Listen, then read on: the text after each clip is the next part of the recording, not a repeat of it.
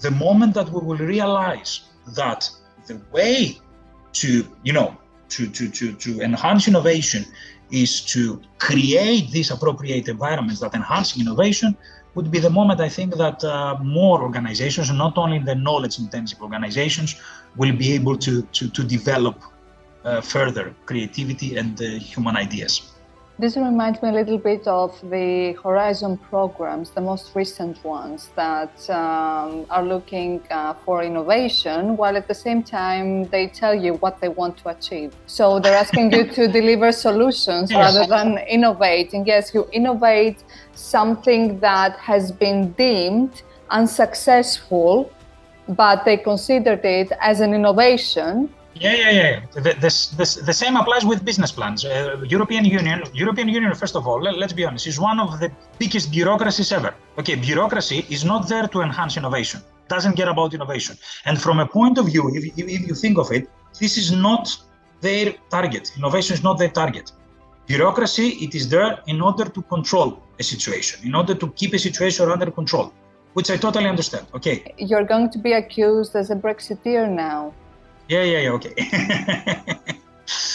We need sometimes, to criticize things and in order to be able to improve things. I'm not saying that it's a wrong thing to do. It's a political primarily organization. Okay, let's be honest. And as a political organization, it needs to be bureaucratic. The problem that you referred is very typical. Started with the previous frame on programs 6 and 7, etc., that they were asking, for example, to develop innovations with SMEs by writing a 5 years business plan. 5 years business, as an academic, I can easily write business plan. It's not a problem for me. Now, the question is, how many of these business plans that European Union, for example, were asking in all these Horizon, FP7, 6 programs are becoming true is a different story.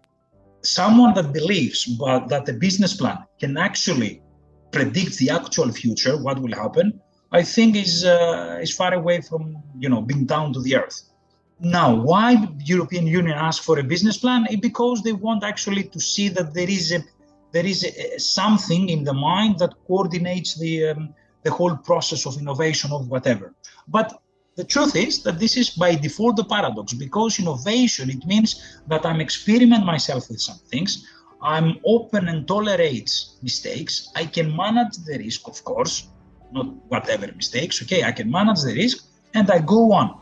It's not random, Panayota, that most of the inventions, I think that I was reading this somewhere, most of the greatest invention in the history of humankind, they were invented randomly. So practically the people that were trying to do something else and they ended up with the invention. And this means a lot, I think. As an engineer and as a researcher, the way I perceive innovation is that you cannot expect to have from the beginning or the way you visualize your work what outcomes you're going to get to. And all these great inventions we have today come from people to whom nobody put on any expectations what the outcome would be. Unfortunately, we're asked to innovate based on targets. So this is just to deliver a solution. And that innovation that the European Union or a company might consider might be wrong to start with, might be defective to start with. So they're asking us to innovate on something defective because they have invested, because somebody convinced them that that was the right thing to do. So we keep on building to try to achieve, to deliver something that fundamentally is not working.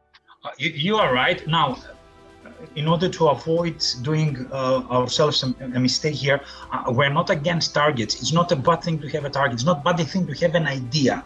Okay, I would like to develop that, for example.